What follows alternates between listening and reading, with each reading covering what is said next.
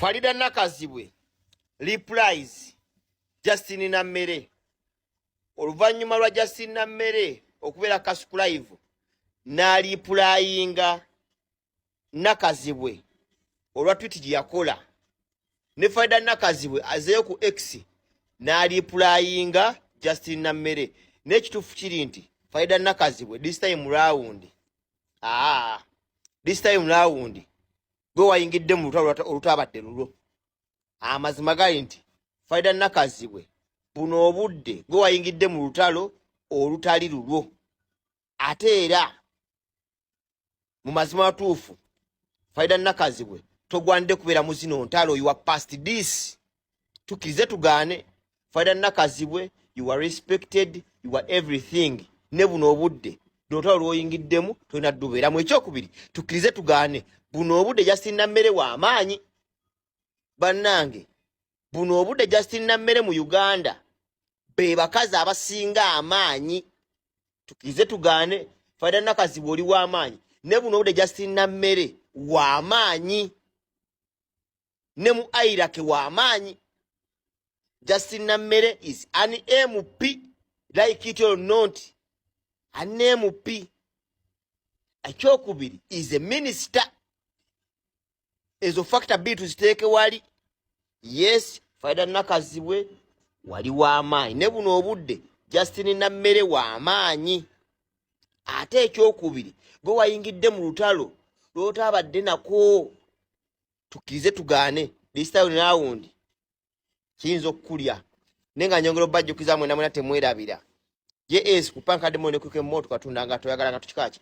Genda kugeza ku JS panka demone kuke molo ofune ngato. Ezo zensonga za mukyala Justin Nammere ne Farida Nakazibwe. Bana abantu balina bifu waabwe era abazenga mu followinga ebintu bino bibaddewo ebbanga ka mabega. Tubadde tumanyi nti byaggwa naye oluvannyuma lw'omukyala Sisi okuvaayo n'abanga alumiriza Justin Nammere n'avaayo n'agamba nti agenda kubanga ate amutwala mu kooti. Awo Farida Nakazibwe weyaviiriddeyo n'agamba nti nga ndaba nange twalinga mu kooti naye lwaki tewalinnyayo ate oluvannyuma nojja n'olimba abantu nti ompangudde.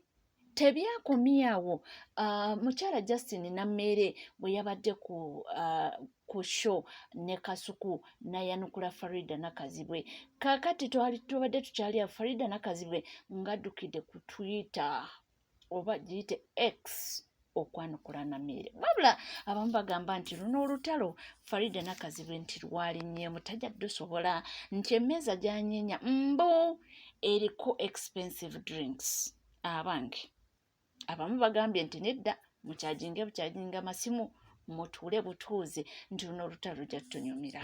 Musembere banywanyi musembere balugamba omuntu mugamba mutya how are you musemberere ddala luno luba lunsedde solo me yalunsedde nesina kyakola nina okuluba wa mama agali ndogo omumwa ne guziba nendekerawo okugeya ganyimirwa olugamba ku nseeno gamba nti krokiti ekikigwe musembere ntuse ne food for solo. How are you banywanyi? Laba noli asagasagana. Fo n'entebe twazeekwata ddo batolina wootula fuluma tunakunyumiza bwero natulaba ku TV teka kola ikigwero city munange. Olutalo luno bannaye lwetaaga mwenku katini luli mu kwokya ne lwetaaga okubumbujja. Lumaze nebbanga lugenda mu decade bye yabiramba twabadde awo nga luzeemu batandikireyo ku TV nga bewalangana zesinga kabina zesinga obulungi nonno ngani nani mama Buliyera Farida Nakazibwe nali manyi tayomba banangu omukazi tayomba naye alina kye bayita ebigambo ayina luyite luno lugambo lutalo lwa bigambo nga nalwana nani Nammere ono mwata sirikira mama mumwa munange nga tubeeraawo nga Nammere anti mwagategeera ng'agenda alina omuwala omukazi gwalwana naye Masaka oyo gwe yabbako emmwanyi era nga beetwala kakati omukazi nga musinga amaanyi ng'amugamba olina okunsasula wanzibako emmwanyi woolooloolo nga ye mwabiraba sijja dduba noloolo mwalutegeera si bye byatuleese kakati munaye nammeere muno mwatanywera buseera buno bwokya munnange ng'akola ki nga agenda yeekaza bw'anaaba bw'afuka ng'asasula omukazi kakati mukumaliza omusasula bw'ati ng'amusimba ekipapula kye bakuntumye nti mukazi gwe yonoonya erinnya lyange mpaka naye kuno tompona nkusamoninze nkwagala mu kooti ko mukazi thank you darling yalwogedde na mu luzungu ng'amugamba munnange nja bitwala ng'abitwala oti lwakomyawo kumbe lulanda tuula nkakkana nkunnyonnyole gwe tuula ku ttaka kaakati bwe gaagudde mu matu gamama buliyera n'agamba mukazi gwe bujjo nkunoonya nakunoonya nawantiisatiisa dda kati nkufunye ng'agenda awulumula omubaluwa omunene bwe gutya aguteeka ku intaneti ze zonna ng'atugamba oyo mukazi alimbalimba talina nadde amaanyi mbu defamation biki nga wano yansindika munangamba ngenda kukuloga ngenda kukoza okuloga ye defamation ngenda kukusiba nembeerawo nenira bansibe nakati tebansiba era ng'avaayo agamba oyo mbwa yamuyise eki yamuyise embwa mbwembwe eboggola teruma mbw akabwa akaboggola tekaluma ng'abigenda gambigamba nammeera oyo ow'omumwe atasirika era ng'amugamba omukazi oli wakasoli nti guma tana kyagenda kukola ogenda kulinda olinde amala gyeyo omusango gamba kyekyazeeko nkubuulire embuuza kyazeeko ki lugambo menti tuula mugamba abasajja tulina olugambo naye papita alina olugambo olwagudde mu matu ga papito ng'abisindika ewa mamito ng'amugamba nno okyali eyo yenjeera naye n'ekiri eno nga kifumba mutukuko ye nti ekiki nti maama nnakazibu owakabina akufuukidde ekyambikako ye nti stop kulookiti olwamaze okulookinga ati bwati n'agamba kamukuweere last oyo simuzaako ngalo omanyi bwe yamutandise yamugambye tonyumizanga gakazi agalemererwa obufumbo era oyo abasajja bamuyitamu nga luguudo olwabigamba nnakazi gwe faliido ono waffe owa NTV mwasuze mutya mbu abasajja bamulema bamuzira n'alyoka atugirayo sitole y'omusajja oli Sekadaame yamusuubiza embaga n'atagimukuba bannange njanga nswadde bwenti omukazi yalangidde nakazi bwe n'amugamba oyo abasajja bamuzira kyovola nga alisimanya dishonest disloyo awanka oba wekiba mu luzungu naye bannange ekyabadde wali era twagenza okumaliriza bwe tutimbu ne maama nakazi bwe naye ali mu kupanga kumuddiza ono yamuyise ddogo mabuja etaboggola kono naawe abasajja bakuzira mbwe era simanya tova saagala nakyogera munywanyi naye nga luno otalo lwetagamu nku lwokka lubumbujje nkugambye kulookiti gwe zaali nzija ku lugambo talibeerayo ye mwakitegeddeko nti abasibe babatadde aba NUP abasibe munaye babatadde tunayongereza okwo mbw ate mbu ne mama flower fulufiga naye mukube wajjo mbushira price ali eyo mbwali mu kuseka oluseka olutali lwakulu naye ffe munange tubaawo kubanga tuba tusakulonalona nga webitambula era byonna nga bwebiri tubadde tukyaliyawo mujjukira bulungi nti mukulu Chris Obole yakwatibwa n'abalala 7 era nga bano enjega yagwawo ku Anita Among teyabaleka kyekimu kakati agaliwo nti abakulu bano bonna basazeewo ne babanga ate babajjako emirimu gyabwe oba bagobeddwa nizo kyogera bwentyo.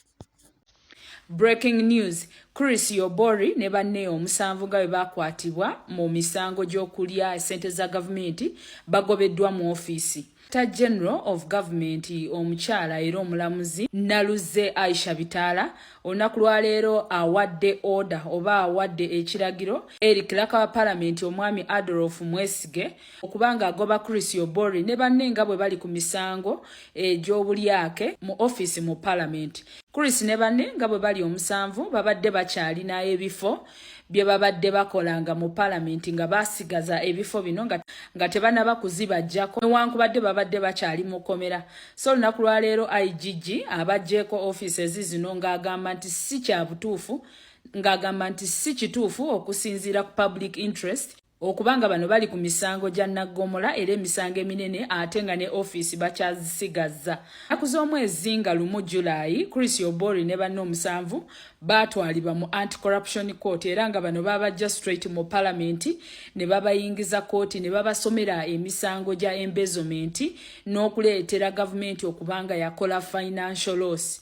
Bano babarimandinga mu komera e Luzira. Buli omu yali abbidde ddala ssente za Uganda ezisukka mu kawumbi akamu oba obuwumbi obubiri. Bano bonna bali mu parliament ey'omukuzi ogw'e11 era nga yali speaker waayo yali Anita Among era nga ono naye akyali ku misango gye gimu newankubadde naye tebannamukwata kumuteeka mu kooti naye ng'ali ku house arrest. So kakati bano olunaku lwa leero bagobeddwa mu ofiisi tebakyalina ofiisi era ebifo kati biri vacanti bagenda kubanga babirondamu abantu abalala. Ezo z'ensonga z'omukulu Chris Obole n'akabinja ke ate nno bonna abaliko ku mulembe gwa Anita Among ebintu tebyabatambulira bulungi. Bw'osisinkana Chris Obole oli owedda owa Daily Monitor n'osisinkana Chris Obole ow'ensangi zino oba ow'ennaku zino bantu balala nnyo. Chris owedda yoli yalumirirwanga omuntu wa wansi. Chris ow'ennaku zino yono abadde ayimba tuli mu bintu oba tuli mu kintu naye munnange ekintu kyatuuka ate ne kibafuukira oguntu abo we tuli. Tuvuddeko awo era nga tweyongerayo mu mawulire ag'enjawulo. Yes, waliwo ensonga ezitambula Justin Namere this and that naye onagambye nti yenna abalira omukyalo oyo Cissy ensonga y'okubanga ate ayonona Namere nti ye asudde kacyamu.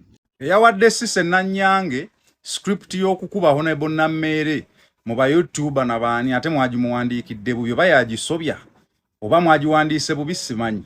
Tosobola kugamba mbugwe Cissy Nanyange Namere yajja ewuwo n'akusaba 15,000 mbunga za kulya nga omulaba talina na waakusula. Can you imagine omuntu gwoyogerako oba omumanyi? Kwegamba gwe wabadde olowooza wabadde oyogera tewasoose kulowooza.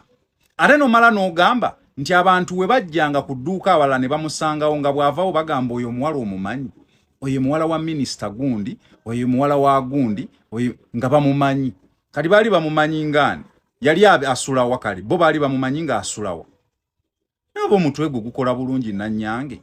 Kwegamba eyakubalidde ebintu by'okukuba Namere teyategedde muntu gwagenda kulonda nti talowooza bulungi.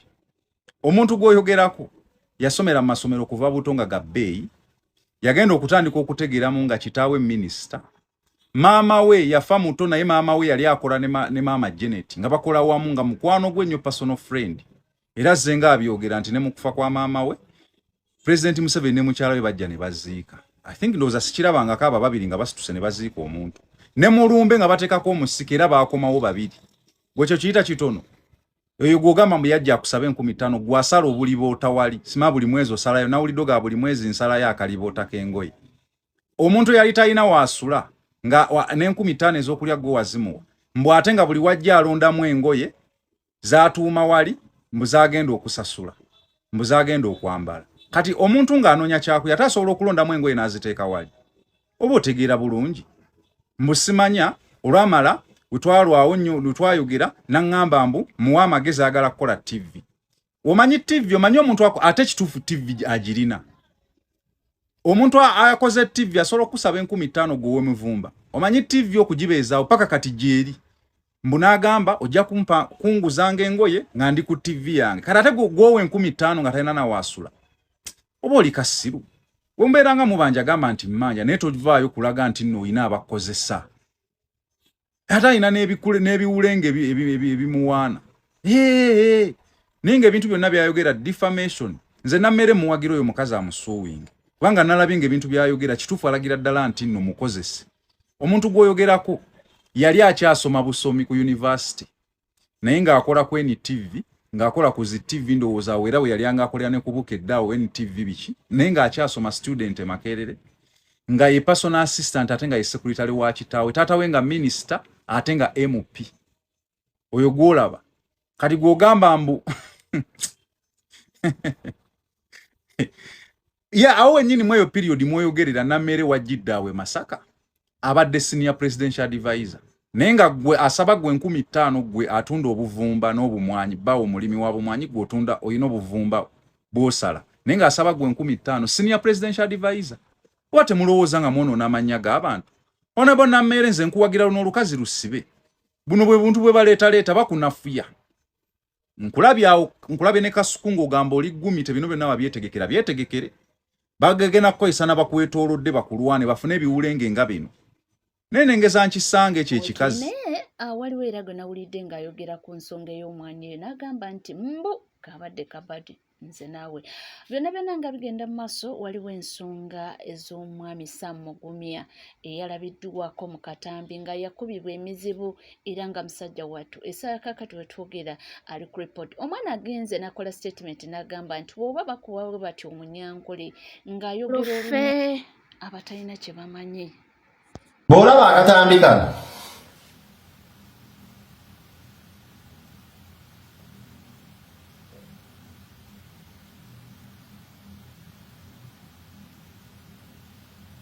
kasaasaanye buli wamu naye weebuze penge nkalabiddewa nkalabidde ku mukutu wa His Excellency Robert Kyagulanyi Ssentamu ku kibanyi kya Facebook wawandiise Bankaluwa ng'atutegeeza era ng'atulambika nti omwami ono gwe mulaba mu vidiyo baakwata akatambi kano eyakakwata n'ekigendererwa ky'okuexposinga ebibeera mu maaso oba ebigenda mu maaso mu warehouse oba torture chambers gye tuyita basement kuddiremu.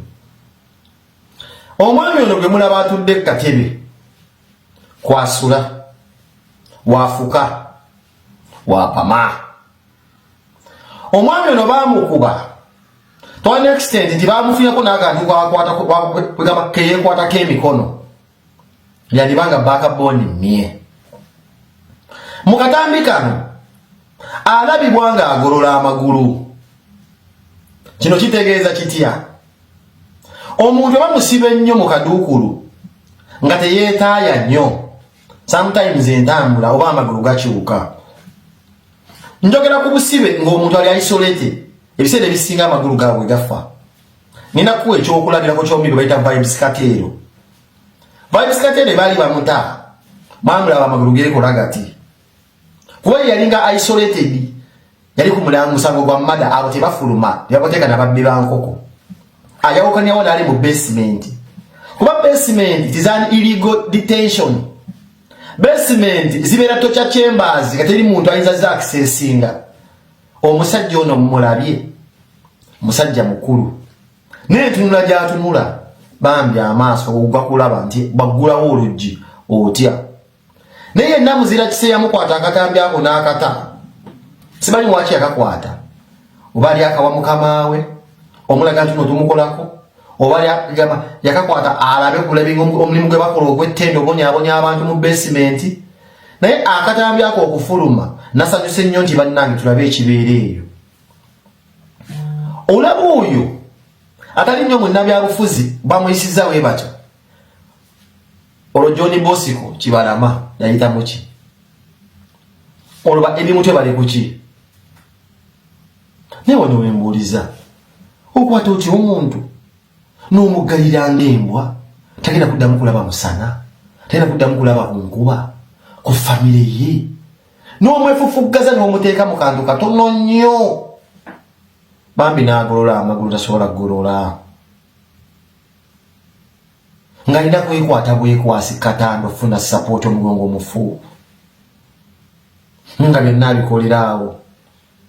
Mmwe mulowooza oba tumuwa emmere oba tetumuwa, tumuwa ekyokulya oba tetumuwa, yanywedde oba tanywedde.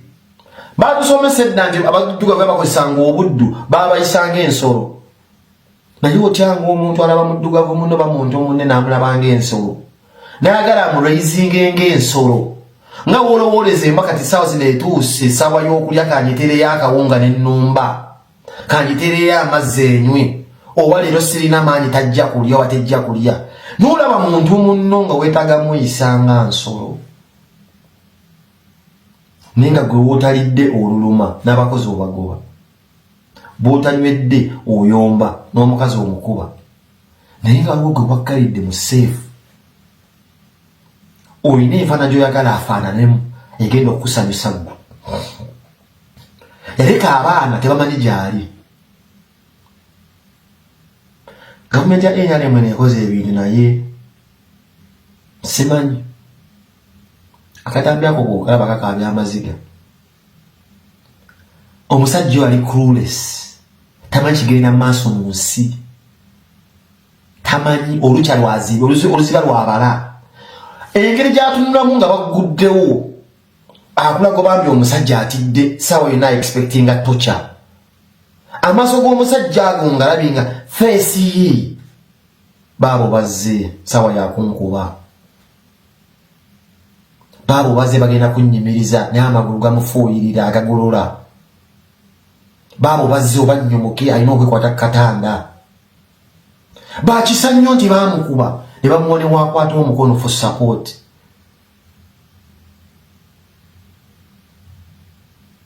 Lwaki mukola ebintu bino?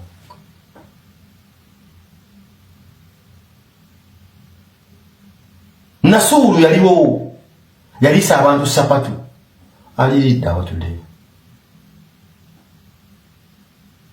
Lwaki mubonyaabonya abantu?